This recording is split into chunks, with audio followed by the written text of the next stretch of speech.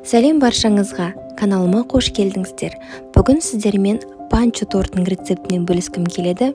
Өте нәзік, өте дәмді шығатын торт, сол себепті міндетті түрде жасап көріңіздер. Және комментарияға пікірлеріңізді қалдыруды ұмытпаңыздар.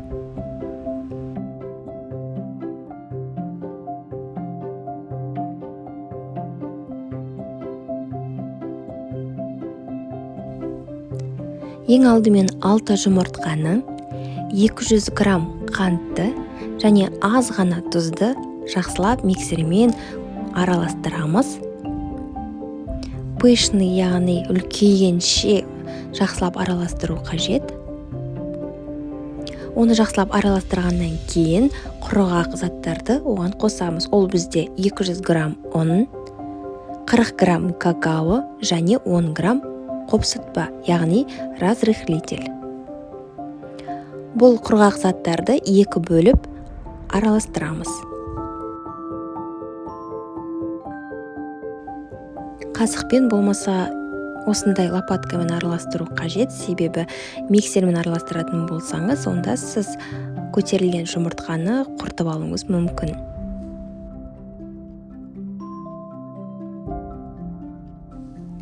Жүз 20 грамм сүт қосамын және тағы да араластырамыз.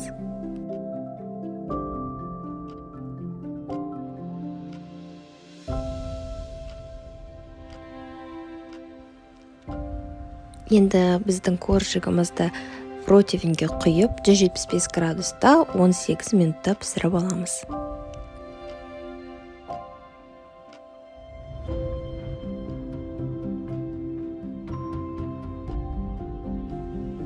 Енді бізде бұл қаймақты крем болады. 400 грамм клегей 33%, және 300 грамм қаймақ, және 130 грамм қант пудрасын араластырамыз. Барлығын жақсылап араластыру қажет. Қатты көбірек араластыруның қажеті жоқ, себебі 33% клегейді біз құртып алуымыз мүмкін. Ал енді панчо тортын жинау үшін маған осындай ыдыс қажет болды. Ол уақытта біздің коржигіміз дайын. Коржик өте жұмсақ болып пісті.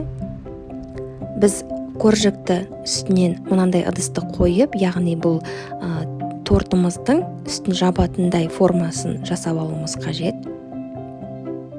Яғни аударған кезде бұны үстіне қоятын боламыз. Ал әзірге біз коржикті толығымен де кубикпен тураймыз.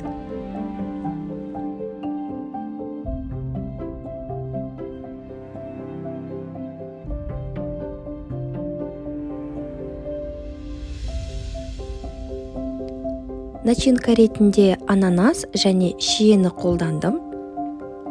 Ал енді тортымызды жинай берсек болады. Ол үшін біз коржикті кремге салып, жақсылап араластырып аламыз. Ал енді тортты жинай берсек болады.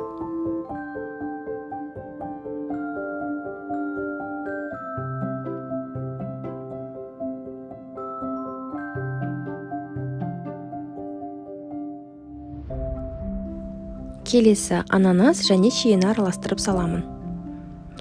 Егерде ананас болмаса, шие болмаса, онда үйде бар кез келген жеміс жидекті, орехтің түрлерін қоссаңыз болады деп ойлаймын.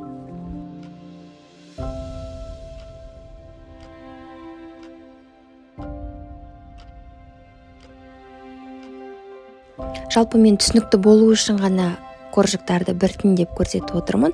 Ал егерде тездетіп жасау керек болатын болса, онда коржикті көбінен салып, міне осылай араластырсаңыз болады.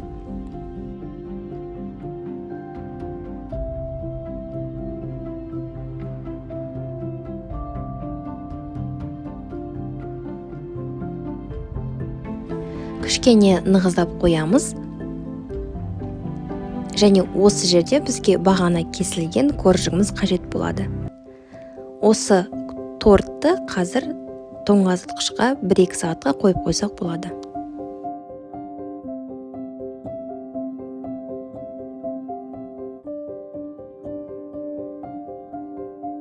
Ал енді оформленияға көшсек болады. Бұл жерде оформления әркімнің өзінің идеясы, ойына байланысты. Мен 300 грамм клейгей 33% қолдандым. Оны жақсылап взбивать еттім миксермен. Енді соны жағамын. Және кішігірім қағазды қолданамын да оны түзулеймін.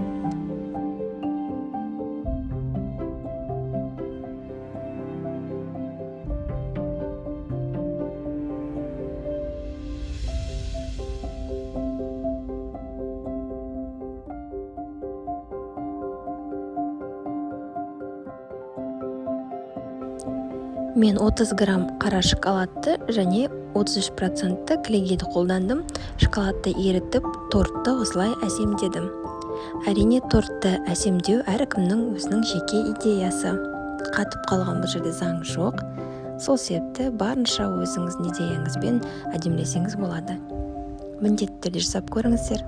Каналыма тіркелуді ұмытпаңыз.